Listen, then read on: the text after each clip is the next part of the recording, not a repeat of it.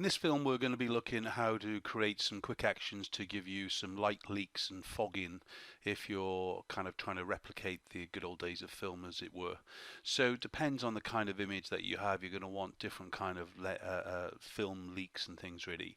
Let's just kind of kick off to give you an idea of what to do. So really what we're going to be looking at is either a light leak, which is to replicate the film back, not quite closed on the camera, or the dark slide out, or even a leakage of the canister of 35mm film before it was processed, and a little bit more dramatic as far as an overall fog. So that is where the film has been a little bit more kind of exposed to light before processing. So let's just kind of look at how we create these quick actions, and they really are quick. Okay, so let me just delete those for you for a minute. So obviously you know how to go in and create the action. First of all, turn it off button mode, so you just click off to that, and then you would go in and actually start to create your light leak. So in other words, in this case, I'm just going to demonstrate, so I'm just going to call this demo light leaks. And within here, then we're just going to go to new. So it's kind of going to click on the create new action, and this is going to be light leak.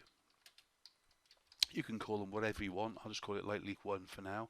I'll assign it a color just so you can see it. It's going to be green, and we're just going to press record.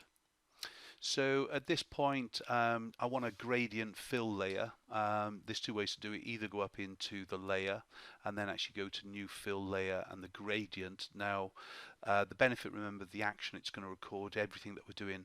The benefit of going through the layer, new layer, fill as it were, and then gradient is that we have the option straight away to turn this into screen mode. Okay, I'll show you another way in a minute where we're actually doing it from the gradient adjustment layer. So just going to hit screen, just press OK, and then basically at this point it's going to mimic what you've kind of got your color set to over here.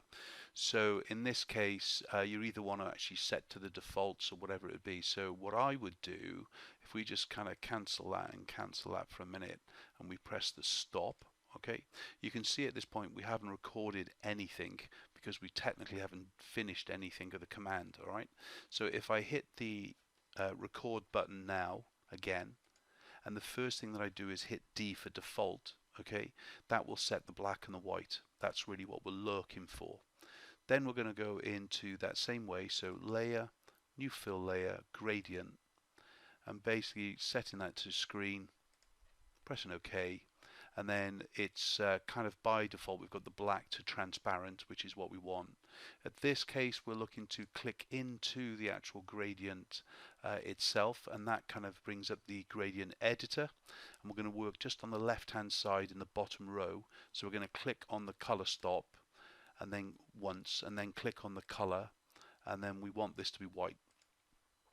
Okay, then we're going to click just to the side of it, and traditionally then the next color would be yellow, in the way that it kind of works together, quite a bright yellow in fact. Okay, and then back into the side of it again, and once more now we're going to go into red, so just choose a darkish red kind of thing.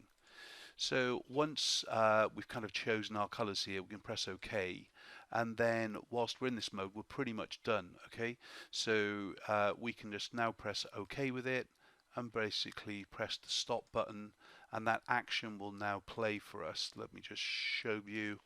So let me just go in, and you can see the default colors over here are black and the white and things really.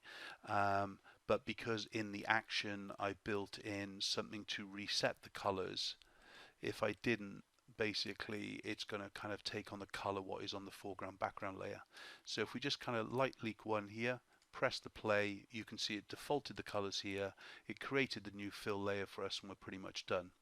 Now if we want to adjust this layer in either opacity or whatever it is, usually it's more to do with where we position it, and you just double click into the thumbnail of the actual gradient fill, and then basically it exposes this gradient fill adjustment again. All right, now it's from here we can basically either change the direction, we can kind of drag it more up or down, depends on the effect that we want, and of course we can scale it. But you'll also notice as well, just put 100% in that, you'll also notice we've got the styles. Pretty much I only use linear and reflected. Linear kind of gives this kind of shape at the base. We can still move the angle of that light, of course, but the other one would be reflected, where it kind of puts it in towards the middle. And once more, remember, I can kind of move this around and actually change its direction fully.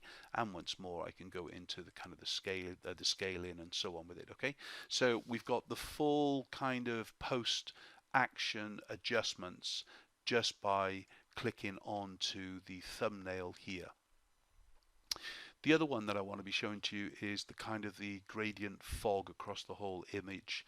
So let's look at the different technique, but still a gradient fill. So just clicking onto the adjustment layer, and we're going to go into click on gradient.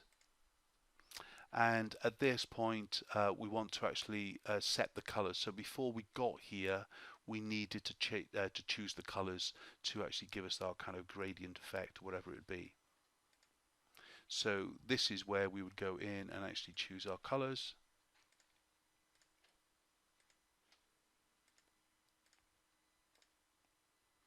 Okie doke. And then we would actually go in and actually do the gradient, and you can see that it kind of puts in this kind of fog. Once more, what I've done is choose the kind of the color for the foreground color to transparent, but of course you can go in here and basically create your own and so on with it. All right, so change it from color to transparent to something else. When I'm working with a fog overall, instead of going through the gradient technique that I was just showing you, by the way, the only thing I forgot to show you there was if I did the gradient here and I pressed OK, was I need to go up to the normal and turn it to screen. Okay, if I don't do that, then basically it's not going to give us the same effect. So, okay, so that's the one thing. Let me just get rid of that one for a minute. But when I kind of choose the colors and I'm looking for an overall fog, I'm actually looking for a kind of more fill gradient. So in other words, click on a new layer, yes, and then at this point I want to choose gradient, and I want to kind of put the gradient across most of the image as such. Okay, so let's put that into an action. So let's delete that, and we'll go into create a new one. So this is light fog. Let's give it a, I can't remember what color we did before. Let's do green again. Green in there. And then what we're going to do is obviously D for default. At this case, I want to go and choose the colors that I want. In this case, a dark red on top, and I want a orange below. Press OK. And then what I want to do is choose the gradient here, which I've got. And then what I'm going to do is basically just pick up the new layer and then drag it across. Turn this into screen, and then pretty much we're done with it. I usually kind of reduce this down to about 60% as a rule, okay, but obviously you can kind of do as you wish. And then we press the stop button. So what we just created there is two different forms of light leak.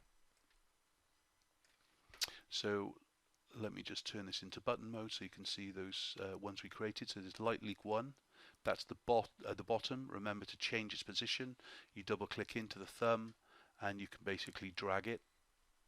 Okay, when you move it, you can do the drag in the same way with it. Okay, and then the light leak 2 is basically light fog, and that kind of puts it in overall. And then obviously you could actually go in and mask it off, or kind of delete it, or kind of change the opacity. The choice is yours. Remember, at any stage, using the one layer here, as far as the light leak is concerned, yeah, double click in it, we can go back in. If we choose to actually have the kind of the other option, like you might have seen on the other photograph, was kind of blues, kind of a little bit more kind of cyan-y. Let's just choose the color of the red into a deeper blue. OK, press OK. and then once more we've kind of got a different kind of look and feel. So again, light leaks are fun, and if you're used to using them in the likes of Holga kind of post-production on your iPhone is concerned, then you can kind of see how it works.